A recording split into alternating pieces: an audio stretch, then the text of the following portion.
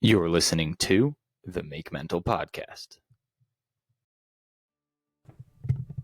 You know, one thing I've learned while running Make Mental is that the conversations are the easy part. It's creating content and getting it out there that takes the most time and energy. That's why I started working with C3 Socials, and honestly, they have been a lifesaver. They've been running my Instagram, TikTok, and YouTube for the past few months, and in just the last 90 days, over 350,000 people have visited my Instagram alone. But the numbers aren't even the best part. It is the time and energy that I've gotten back. Chandler, the owner, is super personable and always available. Seriously, it's crazy how hands-on she is. So if you're trying to grow your brand or just free up some headspace while getting results, check out C3 Socials. Tell them Make Mental sent you because they've helped me tremendously, and I cannot recommend them enough. Hello again, beautiful people, and welcome back to yet another episode here on the Make Mental Podcast. Today's guest is Madina Alam, a licensed mental health therapist, motivational speaker, and founder of her platform, Say How You Feel It's Sexy, a movement focused on breaking stigma through honest, accessible conversations about mental health. She specializes in anxiety disorders and exposure response prevention, or ERP, the gold standard treatment for OCD and other related conditions. She's known for making complex clinical concepts feel simple, human, and actionable. Whether you found out about her through her therapy work, her digital ERP workbooks, or her community, or another cool avenue, which we might get into at the end, Madina really makes you feel comfortable when it comes to talking about mental health. Madina makes you feel comfortable. Not Madina, we'll get it. And that's why we have her on today. So we really appreciate your time, Madina, and we're excited to get to chat. Yeah, me too. Yeah, so tell us a little bit more about yourself and perhaps how to say your name, because I'm striking out on that. No, you're fine. I've gotten literally every single pronunciation. And Medina makes sense. I've gotten Medusa, Madonna. Jeez, all right, I'm not that far off. Fine.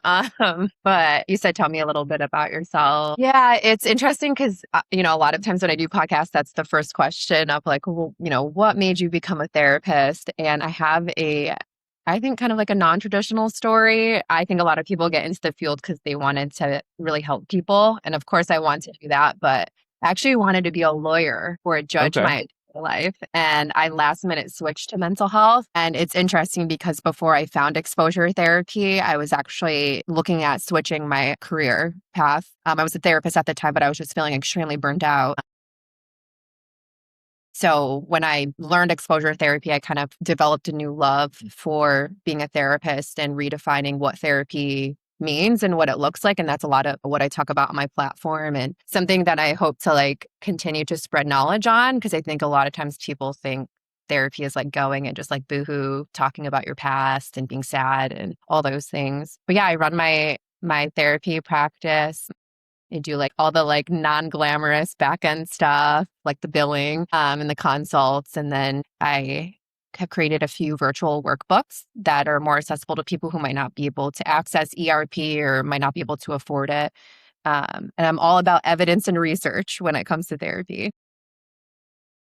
Yeah, for those who might not know, what is ERP in simple human terms? Yeah, ERP is exposure response prevention. It's the number one type of therapy for OCD and anxiety-related disorders. The best way I describe it is instead of talking someone out of their fears or their anxieties, we're literally showing them how to behave in opposition of how they've been behaving. So exposing someone to, the uncomfortable situation or their trigger, and then helping them respond differently. And I really love it because, a lot of times people are trying to get rid of feelings or thoughts or urges. And instead, exposure therapy is teaching you how to respond to those things differently. Interesting. Yeah. How do you get someone, if it's virtual, even in person, how do you get someone to agree to be put in that uncomfortable position where their OCD, tick, if you will just continue to occur until they get comfortable with it? The sad part is because OCD is misdiagnosed all the time, that by the time someone usually comes to me, they will try literally anything. And they've probably already tried several types of treatment that were ineffective, in which they weren't being challenged to do the uncomfortable thing. The thing with OCD and anxiety is people that struggle with these disorders, they're actually incredibly aware and insightful. And everything you tell them as a therapist, they already probably know. Creme de la creme of ERP is you're getting them to actually do the thing they already know. I was just on a phone consult with a client who I think has OCD. And I was describing to her that it's like personal training. Like you don't go to a trainer and talk about why you haven't been working out or why it's been so difficult because working out's uncomfortable, right? You actually do the workout and you show them that they can handle feeling uncomfortable, that they can in fact do the scary thing or the uncomfortable thing versus trying to understand the why behind it. To answer your question, like how do you get people to do the scary thing? I almost never have to convince anyone because usually by the time someone gets to me, they'll try anything. And I think on average, it takes someone 19 and a half years to find proper treatment if they have OCD. Holy crap. Crazy. It's so sad. I'll be 40 if I don't see you, huh? Yeah. Yeah. No, I do see usually people are like a little bit, late 20s, early 30s, sometimes Wow. early 40s. Yeah. Oh, okay. I see what you mean. Not from the moment they figure out that they have OCD or anxiety, but from the moment, like they could have had it since they're 13, not realized it until they're 20, and then seek help by 29. Yeah. Like maybe because when you have OCD early on, like you almost always see it in childhood.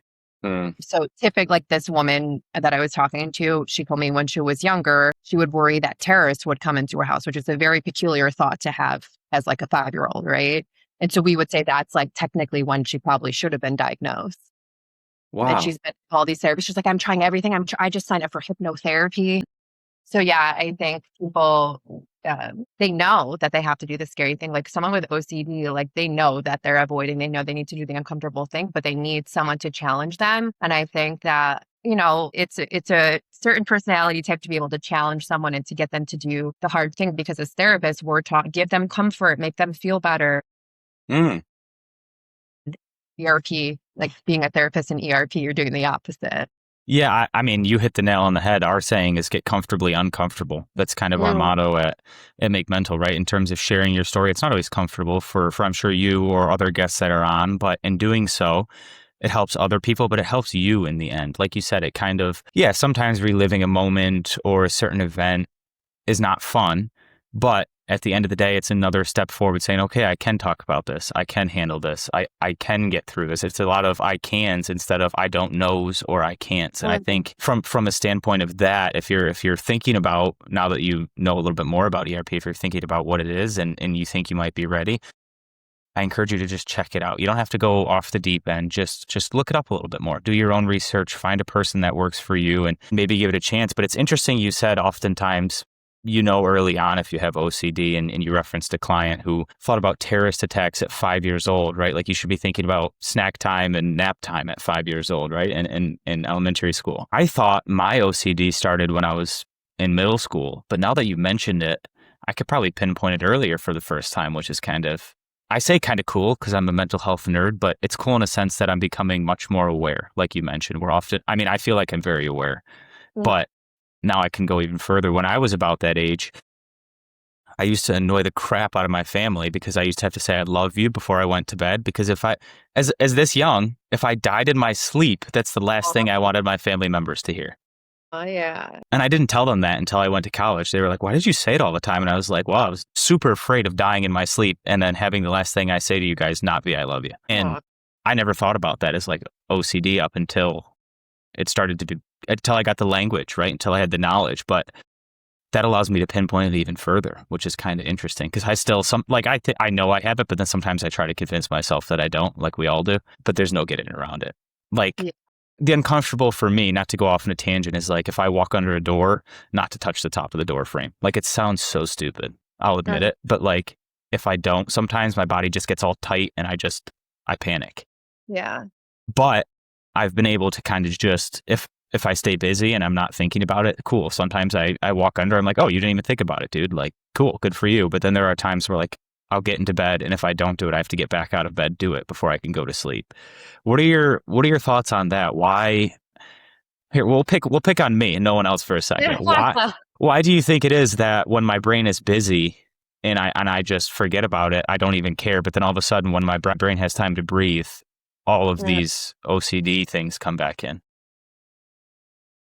I think a few reasons, but the main thing that stands out to me is you're judging your progress based off how you feel and not on how you're living. Meaning, I tell my clients, for example, my goal for you, if you were my client, I wouldn't say is that you never feel anxious or you never have those physical sensations when you walk under the door. My goal for you is that you don't touch the top of the door out of a fear. And so when people, maybe you walk through the door, you didn't touch the top, but then you felt all these sensations. And a lot of times people will see that as a failure, whereas that's not how I'm supposed to respond. And I think that's really what keeps people stuck in an anxiety cycle, because you can't control your feelings actually.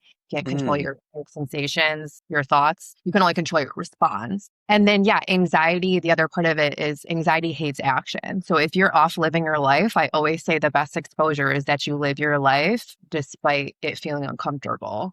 So a lot of So times. for me, do you think, obviously we haven't talked before this, so you might not know, but do you think it's like a fear of not having control? I heard the word control in there of like, oh, I can make this feeling go away if I touch the door, or if I turn the volume to a certain thing in the car, or if I lock my car a certain amount of times. Like mine is very number specific. I guess I don't know the technical term, my OCD reactions. I kind of just exist in this world. I don't get into the alphabet soup, but do you think it has more to do with control, or do you think it has more to do with just not wanting to feel the anxious sensations afterwards? Because I think I have my own prognosis of myself, but I'm curious. I mean, it's probably both. I think the trap that OCD wants everyone with OCD to get sucked into is the why behind it. At the end of the day, it feels uncomfortable and no one likes feeling that way. And so, what can I do? Because the thing with compulsions, safety behaviors, they work. They momentarily make you feel better. And then you teach that part of the brain that thought was dangerous or that urge or sensation was dangerous. And so next time, because it does alleviate the anxiety, it's even more tempting to do it. Or maybe you now need to do it more, or it provokes more anxiety if you don't do it. But I think it's probably both. And again, I always, like in sessions, like, yes, some understanding is important, but usually when people have OCD, they've spent so much of their life trying to understand that that's actually what's kind of getting in the way. Traditional therapy, a lot of it is building self-awareness and insight. And that's the last thing someone with OCD needs, because they're so aware and they're so insightful that it's actually helpful to help them turn that off. Like that doesn't have to mean anything. I say that to my clients all the time. But can we choose not to assign meaning to that? I'm not really sure what that sensation means. That's So I don't know if that interesting. fully answers your question, but I'll leave it It there. does. And like a good answer, it wants me to have a bunch more questions. And you gave me the word I was looking for, compulsions. Everyone knows I don't have the cleanliness part of OCD. If you take down these curtains behind me, we'll all be well aware that's why they're up. But the compulsions part is what I have. That's a better answer. Like I said, a lot of to do with numbers and just, I don't know. Once I do it, I just feel better. That's the only explanation I have, right? And like you said, not knowing is what scares me sometimes, and I try to figure it out. So I know I'm not alone there. And we talk a lot about putting words to your feelings, to your sensations, like being in the know. I've never thought about it from being out of the know, because being out of the know for me brings me back to when I didn't know what the heck my body was doing and why I was doing these things. I think it's feels like a regression, not progression. Why is it so important to you that we don't maybe jump on WebMD or ask AI what the hell is wrong with us, and kind of experience it and walk through it and be okay sometimes with that uncomfortable, with that unknown? Not to be crass, but none of us know what's going to happen 30 seconds from now. For all intents and purposes, you and I could die randomly in 30 seconds. And I don't say My that. screen could shut off. Yeah. Wait, what do you mean? In the background here, my screen could just do what it did earlier. Yeah, like the thing with life, and I don't say that to sound morbid, but to sound realistic, because if you truly have an exposure mentality with this, it actually feels like a weight lifted off your shoulders to realize we really don't have control over anything except our response to what happens to us. And so that's why it's so important that I mean, I don't even think this is just good for OCD. I don't have OCD myself, but I use exposure techniques every single day because I don't know what's going to happen in 5 minutes. And I always jokingly say to my clients, like, yeah, like what you're saying, that might happen. I have no idea. But if it does, I would hate for us to experience it twice. Once now in our head, and then again when it actually happens. So yeah, that's why it's so important. Yeah, don't experience it twice. I think that's a good perspective. Do you think that holds true for a lot of good moments too? Because I've heard the saying, even too much sun can give you a sunburn. I don't know if this is exactly what you mean, but a lot of times when clients are like feeling good, that they don't like let themselves feel good because they're like, when's the other shoe gonna drop? And I always tell them it will. Like you won't always feel good. So enjoy it and be present with it. And the same thing when things feel uncomfortable, like that they won't always feel uncomfortable. And like I don't personally love the saying comfortable with discomfort just because like I don't know that that's a realistic goal. Managing discomfort, tolerating it, not needing to do anything to get rid of it or to speed it up. But you can like be like, I don't like this, but I also don't have to do anything with it. But yeah, I can see it on the other when with more happy emotions. Sorry, I'm just plugging in my charger. That's okay. And also sometimes I'll notice with clients, like if we do an exposure, for example, and they're not feeling anxious, they get anxious that they're not anxious, which is just so interesting because I'm like, isn't that the whole reason we're here to feel a little less anxious? And now we're anxious because we're not feeling anxious. Like, let's sit with that for a minute. So yeah, anxiety has a lot of like tricky little quirks, I guess. That's me a lot. Sometimes I'm like, wait, I felt anxious last time I did this. Why the hell am I not anxious now? Like, what am I doing right or what am I doing wrong? Like, what's wrong with me now that I'm not anxious? And that's when I go back to don't judge your progress off how you feel because you can't. And that's where, again, people get stuck because they're saying, this is how I should or shouldn't feel. And it means something if I do or don't feel a specific way. Then how do you judge your progress then if it's not based off feelings?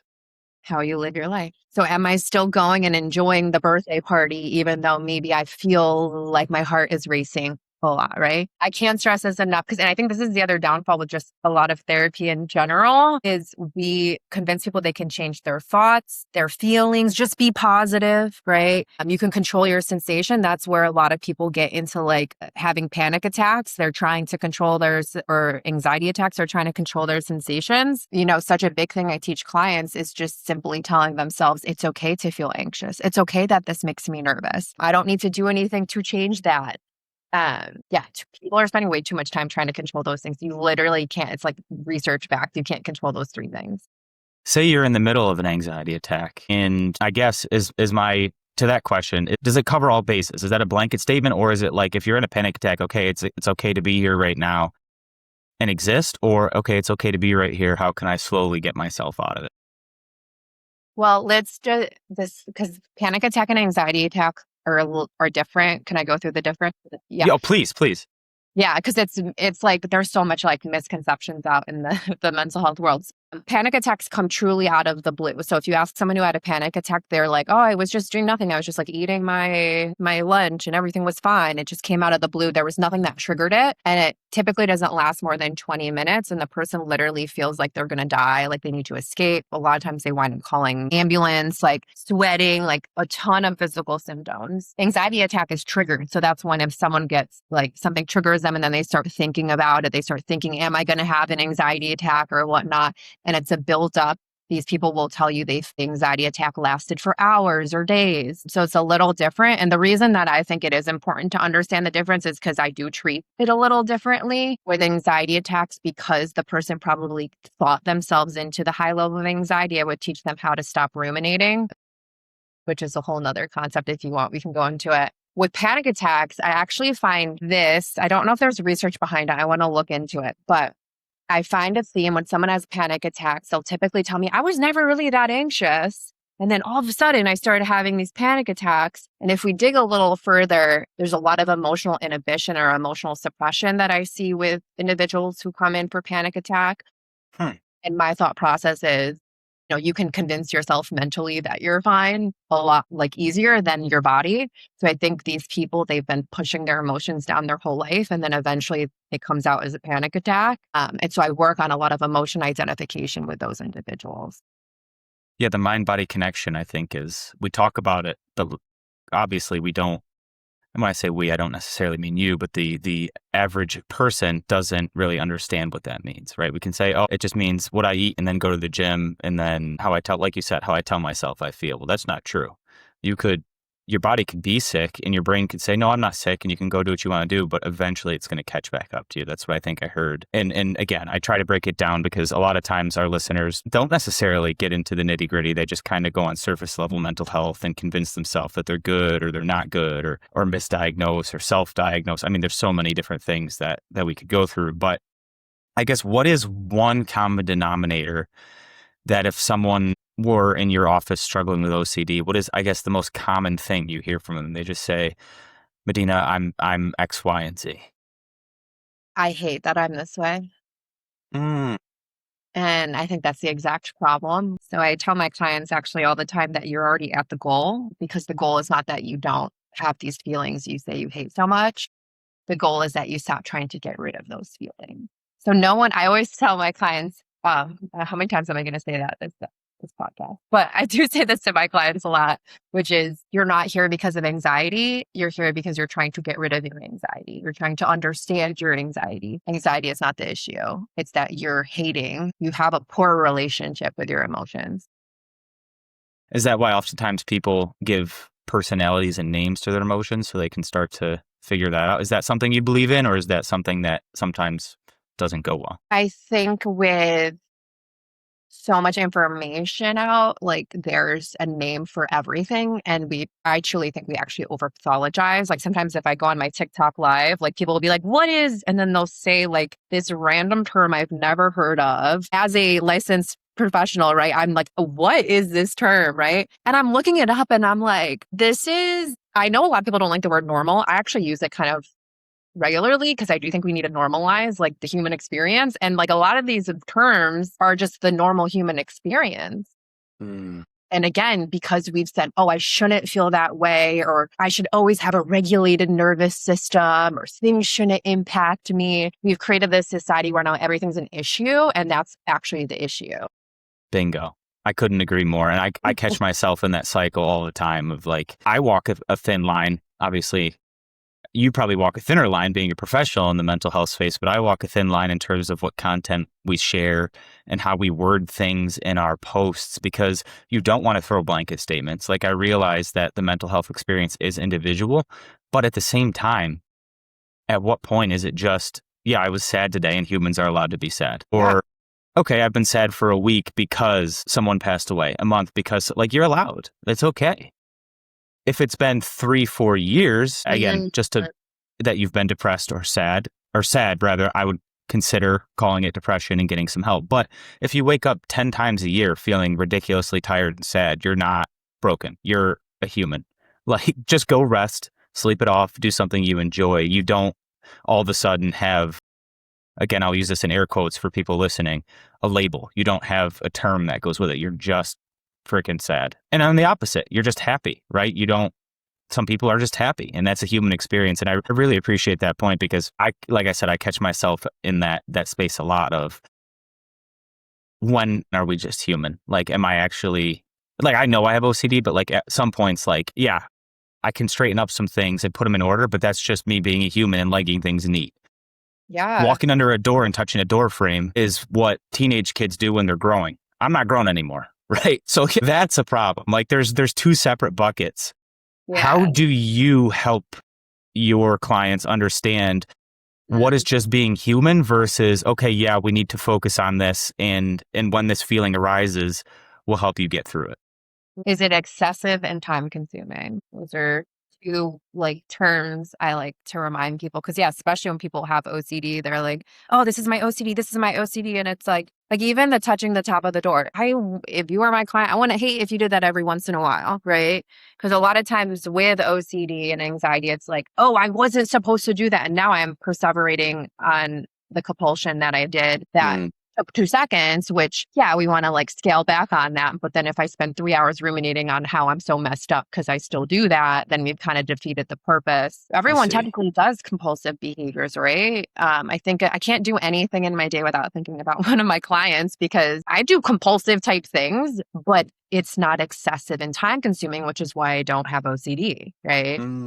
And so I always say my goal isn't that you never ruminate, or like for you, I don't think you're probably going to never touch the top of the door ever in the rest of your life. I feel like that's an unrealistic goal. And so asking yourself, yes, is this excessive, time consuming? Does it interfere with my functioning? That's when it becomes clinical. Interesting. So the fact that if I don't do it, it takes me significantly longer to fall asleep. Sometimes I get back out of bed and do it. That would be considered more likely than not OCD. But then if I were to just touch the door going through, not even think about it, go to bed, or walk under the door and forget about it and go to bed, or every once in a while, it would just be considered being human. Is that what I'm hearing? I mean, yeah, I think I would have to know your case a little bit more. We would definitely want to like scale back on it, Fair. do a level of correction with, and a level of overcorrection with it. But yeah, if you're doing that like twice or like you said, 10 times a year, I'm less concerned with that than 10 times a day. Yeah, because that's excessive and time consuming. And like we all have quirks, like we all have things that we do that like I still remember one of the first exposures I did with a client when I had her like take a bunch of her clothes and put them on the floor of her closet, and I did it with her as a modeling technique. And I had anxiety. Like after the session ended, click, I was like putting my clothes back up, right? Putting them in the washer. Yeah, it's like that's something, that's a preference is what I say to clients, right? Like, when someone has just right OCD, I might have them eat something that they don't like, because a lot of times these people are eating the same things because they know they like those things. And I'm like, my goal is not that you always eat something you don't prefer, but this level of overcorrection. And then once we get through that, like, yes, you can have a preference on food because people who don't have OCD have preferences, right? So my goal is to get someone to live as similarly to someone who doesn't have OCD, but someone who doesn't have OCD still has rigid ways of living in some regard. Yeah, the food point is interesting because you brought it up and it brought back a couple memories from a guest that I spoke with a few years ago now. She was an athlete and a very high level athlete, like Olympic qualifiers, and she would get help from a nutritionist because she said her menu was limited to basically the kids' menu. Is how she described it. She liked mac and cheese, chicken fingers, salad, French fries, but then she wouldn't expand into like other stuff. Like she would eat chicken, but it had to be plain. It couldn't be seasoned. Like it was just a very limited menu. It wasn't healthy. She was hyper focused on macros and all that stuff until she got help. And she was like, oh, it's okay to have a scoop of ice cream every once in a while, even as a professional athlete. Like one's not going to hurt. Or like, yeah, I can have a soda once or twice a week and I could still perform fine. It's just everything in moderation. I think that's what athletes, for the purposes of our platform, that's what athletes fall into a lot is we're used to structure, we're used to routine, we're used to the same things. We get up, we go to class, we go to practice, we get our results immediately. We either have a bad practice or good practice and we know it. There's no waiting period. And then we go home. Everything we do is either dictated for us or revolves around one thing. Again, now that I have experience in life outside of soccer, I could just argue that's called being human because you have a job and you go to it. Or again, if you don't have a job, typically you have a routine, right? But I think when you're in it and experiencing it as I'll go to college student athlete, that's all we're focused on, that we just forget that we can do other things. We only have our athletic identity. And then we relate that to food, right? Oh, I have to look a certain way to be able to fit in my sport. To a certain extent, you have to have a certain body type to play each sport, right? Like you can't have a 4'2" person playing basketball in college. It's probably not going to happen. If it is, I'd love to see it. But that doesn't mean they can't enjoy basketball. That's the other thing as well. Is there, I guess, to kind of go away from your clients and the client experience, we'll get into a little bit about you. Is there anything that you have done in your mental health journey that is kind of like reminded you that you can do more than just help clients? Because oftentimes like I said, we fall into that cycle of we wake up, go to our sport, go to our job, and forget that we're allowed to do other things. Can you reword the question? Yeah. I don't know if I understand it. I guess you do a lot of clinical work and working with clients. What do you do? I guess, what do you do in your free time? So that's not all you do. So you're not just Madina, the therapist, or the licensed mental health counselor, rather. Yeah. I It's a good question because I definitely feel like I spend a lot of time working on the business. But I do love like working out. I love coming up with like creative ideas. Like I just launched a merch line for my slogan, "Say How You Feel It's Sexy." And I host events also for those purposes. It's interesting because I would say I'm a very outgoing person, but I don't find a lot of like the mainstream things fun personally. I don't really drink. I don't go out. I don't feel good when I do those things. So I just have learned as I've gotten older that, that's not where I'm spending my time. So that's a big reason I've created the events amongst some other things. But I wanted to create a space where I could be around people, but it was like on a deeper level. Mm. Yeah, those are kind of some of the things I do outside of therapy. Yeah, I Now find I'm it like, interesting. I'm kind of lame. I sound like I'm 90. No, no. See, I'm the same way, right? I like sports, so I found a way to coach instead of play. Yeah. I love business, so I found a way to turn mental health into my passion. It seems like that's what you've done as well. You've figured out what you liked, and even in your like, I'll be sitting out to dinner and I'll see something, I'll be like, I need to do that for the podcast. Like, I Yeah. can't turn it off. I can't turn it off. But to your point, that's okay to a certain extent, as long as it doesn't over and just consume your life when you're sitting and watching Grey's Anatomy with your girlfriend, right? Or your boyfriend or your person. You don't have to always be thinking about it, but you can see something and go, let's put that in the back of my mind for X, Y, and Z. I argue that when you can make your passion also come over into your free time, that's fantastic. Like, I love to golf because it challenges me mentally. I absolutely suck at it, but it's one of those things where, like, if my shot goes poor or I miss my routine, normally that would freak me out, right? But on the golf course, I learned to let it go.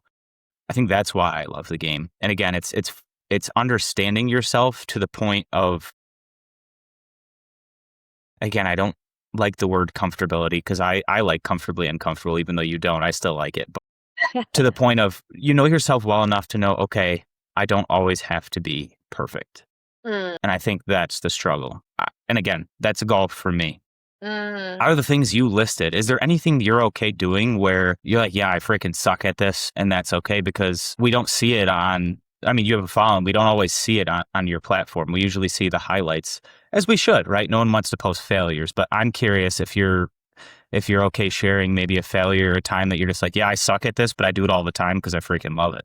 Yeah. Well, now that's kind of jogging my memory for a few things. So I don't do as much now because I just moved to San Diego. So I need to find a new dance studio. But I started to learn to dance a couple years ago. I'd never danced before. I always wanted to, but my family just could never afford it. So I was in like soccer, basketball, and track. And I purposefully always would set that time aside to be imperfect. And it's something that I've actually even assigned for homework for people, like go to a class that you'll be bad at or you won't be good at and like have fun anyway, or like purposefully face the wrong direction and just laugh at yourself anyway. So yeah, and even just like in general, a little bit more on my Instagram than my TikTok, I do try to like be transparent because I do. People like look at my social media like, oh my God, you have it all together. And I'm like, or even clients will say that to me. I'm like, we're all human, and, even I did a nationwide mental health tour where I like traveled to different cities in 2026, doing an open mic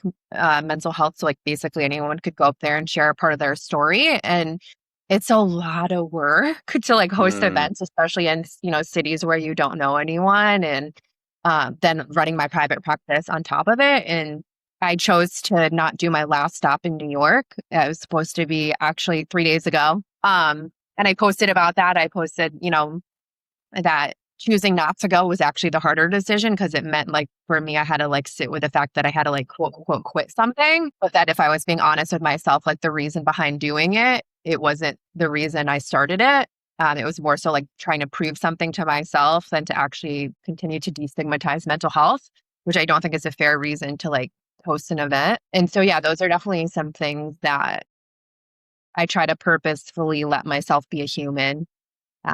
Even this week I took off from clinical care. I sent out a newsletter saying like, yeah, I'm burned out. And this is something therapists don't talk about because we don't want to hurt anyone's feelings, but it's not personal, right? It has nothing to do with who my clients are. It's more of just me being a human and like, I need a break from listening to people. No, that is fair. I did see that post and I was kind of bummed because I'm by New York. So I was like, oh, she might be by me. That would be cool. But at the same time, right? That's not your fault. Like that's not, it's just you made a choice. How are you okay with those choices? Because I feel like oftentimes we think that self-care is selfish when you really can only survive on 20% for so long. Yeah. I always remind myself that, because this is a big thing we learn in school, if I'm not taken care of, I'm going to be the worst therapist ever. It's a big reason, actually, and I'm pretty transparent about this. It's a big reason why I don't take insurance and I only do private pay. Logistically, if I do private pay, I don't have to do insurance reimbursement, and I'm going to get a larger chunk of that, meaning I'm going to see less people in the day, meaning I'm going to be more present with those clients. In the field, they think that that is so no. And I think the most unethical thing I can do is to go back to how it was in community mental health when I was seeing 8, 9, 10 people a day. Didn't even know, like genuinely, I would see their name on the schedule, don't even know anything about them until I pulled up their note. Like to me, that's unethical. And so making decisions like not doing the tour, feel confident in those decisions, because to me, even though, yes, it's an act of self-care, it's also a gift to the people that may or may not have shown up. Seeing that I'm a human and become like, I wouldn't have wanted to do an event for other people to prove something to myself, you know? And that's something I've lived with my whole life. I grew up, my dad's from Bangladesh, like South East, like very Asia, like Asian culture, like be a doctor. And I think a lot of this is for a lot of people, like your worth is like centered on like the things that you're achieving and not just the mere fact that you're a human and you deserve compassion. So yeah, that's how I made the decision. Yeah, no, I find it interesting as well. You bring up a lot of good points. And again, I think to kind of relate it to athletics a little bit for those who might be wondering and see that in themselves, you don't want to play in a game if you're at 40% with a sprained ankle and a broken thumb or whatever your sport requires, right? If it's 90% and it's a bruise versus broken, I always say, what is soreness versus what is injury? You could do the same thing with your mental health, right? Like I said, you might wake up tired today, but that's not a reason to call in sick to work. Waking up tired in one day, I'm sure for you, if you woke up tired and that was the only reason you didn't want to do the show, you're not going to stop. You're not going to cancel the event just because you're a little tired. However, you woke up, you had the self-awareness, you woke up well before the event, I would say 3 days is plenty of time, and said, I don't want to give a half-assed effort. It's not fair to myself. It's not fair to the people. And then you really stripped it down further and said, why am I doing this? And I think that's where people don't go deep enough, right? We do think we ask ourselves why, but we don't when it comes to things that are really important to us. I think it's easier just to say, yeah, I'll do it and then deal with it after, rather than say, get a little proactive and say, no, before it gets to the point where I need to deal with it, I will let people know. I'm not okay right now. I was going to do this for this point. It felt selfish, so I'm not going to do it. And you make the choice and then make it correct. I think that is a big point as well. We're often worried about making the wrong choice, that we make no choice at all. Whereas if we just make the choice, in your instance, no, I'm not doing the show. This is why. Some people will hate you for it. Some people will love you for it. Let's move on. Right? We gotta, like you said, not everything has that deep of a meaning. And I think that's, again, very hard for someone who has anxiety and OCD. I think everything has a meaning. Everything has a spot. Everything has a purpose. Like I said, except for the things behind my curtain. So hopefully that stays up. But I kind of want to switch the episode here a little bit and talk about maybe a different side of you that might exist still, might not exist. The Bachelor side of Madina. Where did this come from? Was this a left field decision? Was this something you always wanted to do? Was this obviously a learning experience? How does this fit into your journey of becoming a professional in mental health? Well, it was definitely a last minute or like a left field decision. I actually don't watch reality TV. So I think it was like one night my friends were joking, like how I should apply or something. So I just like randomly applied, and I didn't think that, who thinks they're actually going to get called back. I was actually supposed to be on the season before the season I was on, but fun fact, I will always test positive for mono, even though I don't have mono anymore. Apparently It's like COVID where, because I was supposed to be on the season before, they're like, but you have mono. I'm like, I have mono again? And that takes months to go negative. So they're like, yeah, we can't have you on this season. And then they called me back for Joey's season. And I found out because they tested me again. They're like, oh, you still have mono. And I was like, okay, something's got to be up. Anyway, random, like innocuous, like part of the story. But yeah, it doesn't really, you asked like how it plays into mental health. I think like my journey or whatever, I love being like an expert in the field. I love doing podcasts. I love like speaking to the public about it. Like I've done like news segments on it. Like I would have no shame in saying I like that. I'm not made for reality TV though. I will tell you that. I think I view connection. I don't know how to act. I think if that's in the sense of like, if I don't like something, I don't want to be there. I don't want to do something because of something I've determined as far as my values. Does it align with my values or not? Like it will be known. And when you're on reality TV, like you don't really have that option. And I think anyone can attest this that a lot of people on reality TV, they're acting, right? That's not truly how they feel. They're saying what they think they should be saying. And I'm not saying that's a bad trait because, the way that I described myself, that's not always good either. Like sometimes it's good to just put on a good face and a happy face. So it's definitely a learning experience. I had opened up about something that I felt was part of my story. And I was basically told that that's not enough to feel sad. And it was kind of, mocked in a way of like, I basically said I wanted to get married. I felt weird being the oldest girl in the house. There's like 22-year-olds and I'm 31 at the time. So I was just saying how I felt and basically was told like, why do you feel that way? You're hot. Joey wouldn't matter. It wouldn't care, blah, blah, blah. Invalidating my feelings and telling me that's not a good enough reason to feel that way. And that's actually where my whole slogan, say how you feel it's sexy, came from. Because for me, being vulnerable, being open, being able to cry or be emotional about something, to be aware of how something impacts you and not to just walk around like, I'm so confident in every area of my life. To me, that's a weak way of navigating the world personally. So I believe it's beautiful to say how you feel. So that's where that slogan came from. So I definitely learned a lot from the experience. I would never trade it for the world, but I don't know that I would ever do it again. Hey, which is fair. The last person or the only person, I feel like that's a lie. I feel like a lot of people would would go back on, or a lot of people want to be on reality TV, and I don't think I would ever do it again. Wasn't that the other show they have, The Bachelor or Bachelorette, where they go to the island? It's almost like a second chance. I went through the whole casting process for Bachelor in Paradise. And Paradise, that's what it is. Yeah, and at that point, I'm like, my business is making this amount of money, and you guys want to pay me this to go on something where I know it's going to be it's just not going to align with my values. I'm not saying anything bad about the show or anyone who goes on it. Correct. I watch it. So I'm not, it's mine and my girlfriend's one of our favorite shows, to be honest. But oh, wow. Fun. Yeah. I mean, it's I get why people watch. I get why people go on it. It's just, it doesn't align with me. But yeah, I went through that whole process and I honestly, I wouldn't even know. I don't know if you know my boyfriend, but he was on the season before. Okay. Do you know this? Yeah. Okay. So I don't know if I know what you're about to say, but I know who he is. Yes. Oh, okay.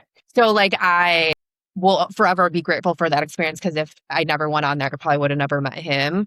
Fun fact, I actually asked for him in my audition tape, but it was Joey, not Aaron. But he's my boyfriend now, so we're good. So I feel like there's nothing bad I have to say about the experience, but I definitely learned a lot. And I think it was honestly a good reminder of how needed mental health is. I felt that way when I did my Nashville stop.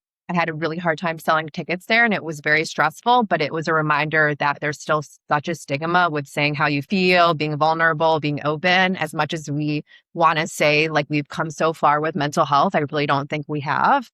I mean, yeah, from the 1920s, it's different, but generally speaking, I feel like it's very much stigmatized still. I couldn't agree more. Again, I think you hit right on the nail right on the head again. I think we all think, just because we hear it, that mental health is out in the open and this, that, the other thing. But then when push comes to shove, we just kind of cower into a corner and we put on our happy face when maybe that's not the time. So I commend you for not necessarily just throwing on a smile and actually telling us how you feel, because one, you are allowed to be over 30 and still be sexy. It's not unallowed. Yeah. I'm almost there. So I'm going to say everyone over 30, you're still allowed to feel it, right? But then two, you still can feel old at 30. No one tells you how you can or can't feel, right? That's part of it as well. And you shouldn't be dismissed for it. You shouldn't almost feel like you're being punished for just saying how you felt, right? Because there's a difference between saying how you feel and meaning it, and just saying how you feel for the way society is now, right? Like you said, just, oh, this is how I'm supposed to act. This is how I say I feel, even if you feel something different. You don't have to be fake about it, even if you're on a TV show, right? You can still be polite. You can still get your point across and say how you feel without smashing other people's feelings. Yeah. And I think that's how the teeter-totter goes in life, right? Again, it's one of those things where it's a human experience. I've said plenty of things that have made people very upset and were very rude. I'm not immune to that. No one is. But I've learned that that's part of the human experience. You're never gonna, you're a villain in someone's story. You're never the hero in everyone's story. But it's the people whose story you're the hero in where you should strengthen the connections, where you should help, where you should exist and spend less time worrying about what you said in the past or what you've done in the past and kind of saying, okay, yeah, not my proudest moment. Let's move forward. Or, yeah, I'm glad I said this here, even if it ended up rubbing someone the wrong way, because it's how I feel and I need to stay true to myself and I need to kind of put my foot down here. So again, I think you handled the situation perfectly as best as you could from the viewer's perspective. I know we only see splices, but yeah, that had to be quite an experience. Not to the point, I think, of your dancing experience, but I think like you said, it's one of those things where you're like, what the heck, I'm never going to get out anyway. Like, let's just, my friends think it'd be funny type thing. And all of a sudden you're on and you're like, holy shit. Like, did it ever feel real? Does it ever feel real that you were on it? Or is it one of those things where like, it just felt like, oh my God, that happened so long ago. It's a flash in the pan. Definitely Let's the just- latter. Yeah. Like sometimes, because Aaron and I feel like we see it very similarly and we'll talk about it, especially if someone like recognizes us or something, or like someone says something about it. I'm like, I forgot that I was on the show. Because I don't know, I feel like I don't know. It was just, I feel like it was a small part of the story, of my story. But yeah. And it is Which is interesting. Yeah. No, go ahead. Go ahead. Well, I was going to go back to something else you said, because I think that this is very interesting too, because it sounds like you watched the season and the whole storyline was that I said I was old. And the funny thing is there's no scene where I say I'm old. Maria said I was old. And so it also goes to show you how much like it can be like the viewers can kind of be manipulated when one person says one thing. Because that was the whole storyline. She's saying she's old. I'm like, please, someone, like to this day, I really wish there would be like some sort of podcast where it's like, please, I'm begging, show the clip where I say I'm old. And it also shows how easily, and this is a great lesson for anyone, and I do this myself because I'm not perfect. If I'm offended by what someone else says, it's a projection of probably how I feel. So as much as people don't want to hear this, Maria feels old. She's the one that kept saying, she's not old. She's not old. Please, where did I say I'm old? Like, I didn't say I was old. No one listened to what I was saying, which was also what a lot of people experience, I think, in mental health, which is why my profession exists, is they don't feel heard. They don't feel validated.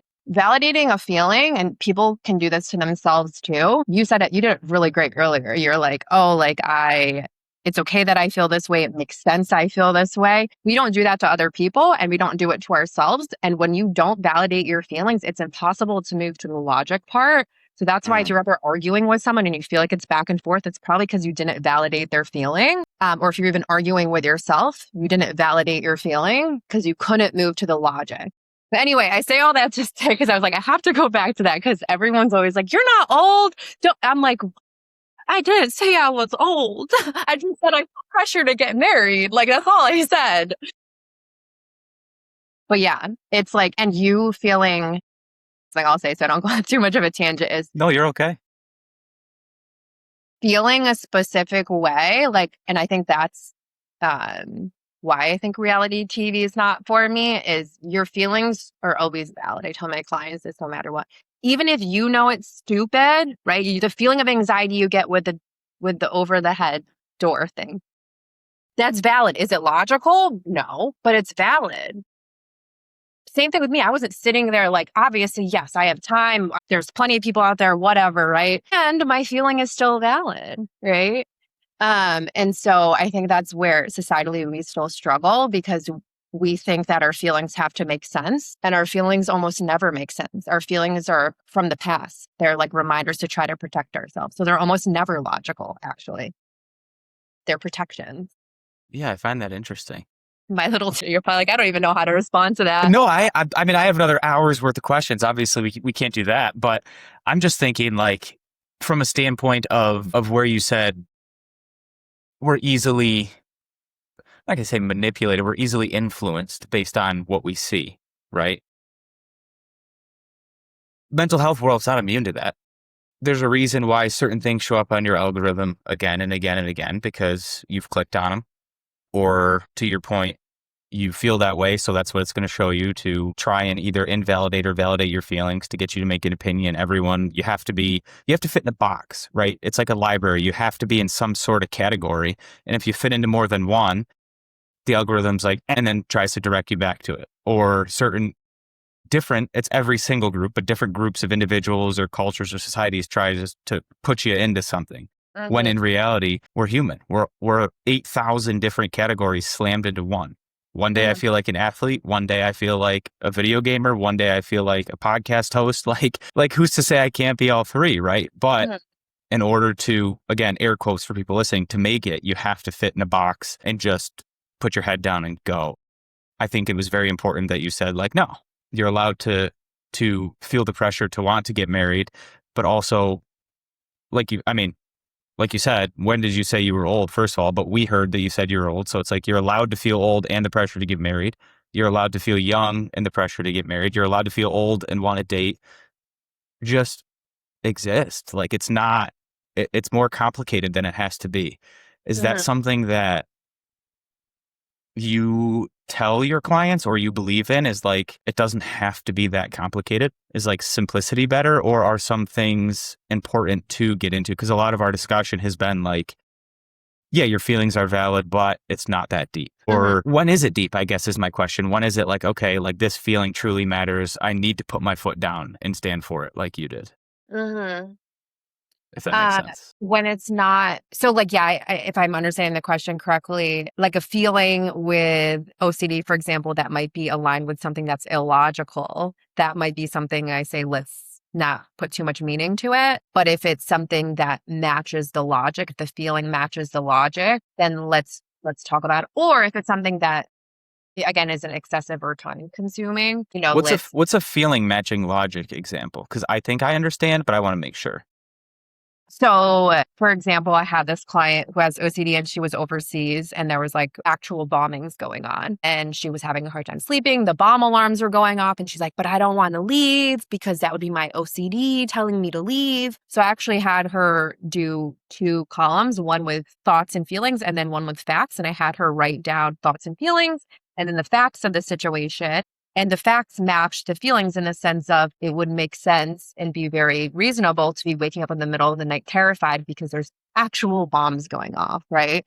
Yeah, let's talk about that. Let's like do something that we can problem solve towards. Whereas with one that doesn't match the logic, there's nothing we can problem solve towards. And then we're just going to think or feel like we're problem solving by thinking about it or doing these other things, like compulsions, essentially. Does that clarify? Well, yeah, no, and I appreciate the example. I thought I understand, which I did, so it was good to reinforce, but I know there's a lot of people out there who, to them, that's word jumble. So I just like to bring it back. Like I said, I don't do alphabet soup. I have no letters after my name. I'm just a guy experiencing life who goes through mental health problems like the rest of us. So I appreciate your ability to explain it to the average person, because I think a lot of times that's why people are afraid to go into mental health, because they're like, I don't know the terms. I don't know how to feel. I don't know how to tell someone how I feel. Like, sometimes you can my first therapy session, my therapist goes, why are you here today? And I said, I have no idea. She's like, well, you do. We just have to help you get there. Right. Yeah. And then after about 10 minutes of awkward silence, may or may not had a little bit of tears up in the air, I was like, okay, this is why I think I'm here in the most basic language possible. And they're like, okay, that's a start. Good. And I always give credit to my first therapist, because she didn't necessarily give me the tools and resources to work on my problems. Well, again, I'll use air quotes, what I consider my problems. But she gave me the strength and courage to just say, okay, I'm willing to try to start and to understand and to recognize that this is why this is happening. And yeah, when this happens, I can calm down immediately. And then my second therapist is really where I did what I consider the difficult work of ERP, of CBT, all these different forms of seeking help. So again, I really appreciate your ability to kind of tell people, like, yeah, if you're in an area that's triggering you, maybe it should. Maybe your intuition is right. Like, maybe you should leave a place that is getting bombed if you have the capability, right? Yeah. I would argue all the time, but hey, maybe it's your job to be near it. I'm not going to judge. I'm curious. Again, I could sit here and talk to you probably all day, but I'm curious if there's anything that we didn't talk about that is important to you that you'd like to share, that you'd like to let people know is okay before we kind of wrap up with our final question here. I already said it a little bit, but I'll just like reiterate that more times than not, people come to therapy because of a feeling that they don't like. And I would really encourage anyone listening that it's not the feeling that's the issue. It's that you're fighting up against a feeling, and then that is creating the issues for your life. And that the real work comes in creating different relationship with your feelings. Yeah, I love that. I love that. In preparation for the podcast, I sent you a question because I like to always make the last question a surprise. So it's not what you might have read, but it's not scary. I promise. Okay. No, it's okay. Are you ready for the final question of your episode of the Make Mental podcast? All right. If there is one person in the entire world who could use a hug from you right now, who would you give it to and why? Who I would give the hug to? My mom, probably. I don't get to see her often. I actually see her tomorrow. She'll be docking at a cruise in LA, so we'll drive up. But, yeah, I feel like she's just such a mom. Like she just wants like love and affection.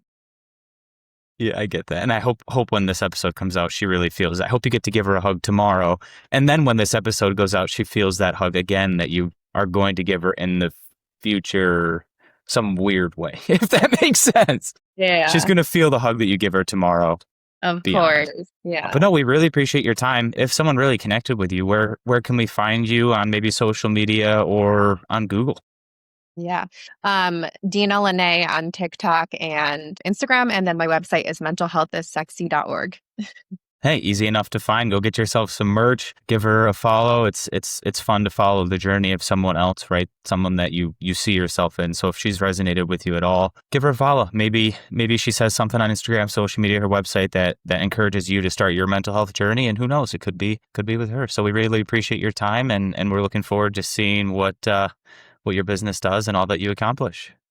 Thank you for having me.